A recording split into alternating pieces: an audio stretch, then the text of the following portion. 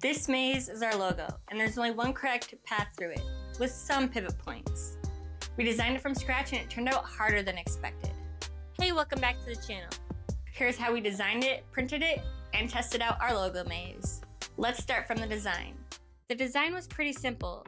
Bring your logo into the software, draw out the line, make pathways for the maze, and select faces and extrude. Once done, get it into the slicer and get to printing.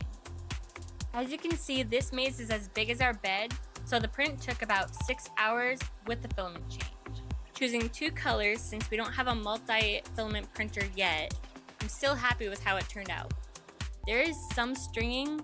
That's okay because we're going to use a torch to clean it up real quick. Be careful not to burn your fingers.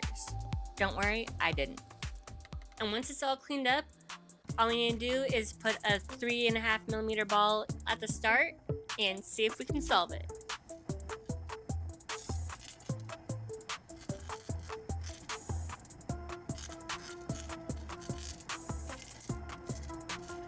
Now you'll start to see those pivot points I mentioned earlier.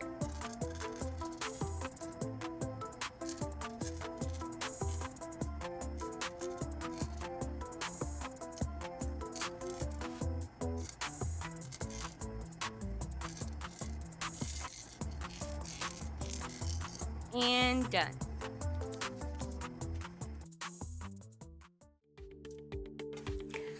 So what did you think of our logo maze? I like doing mazes, so if you have any ideas on what other mazes you'd like to see, let us know in the comments. If you enjoyed this video, don't forget to like and subscribe. Thanks for watching, and we'll see you next time.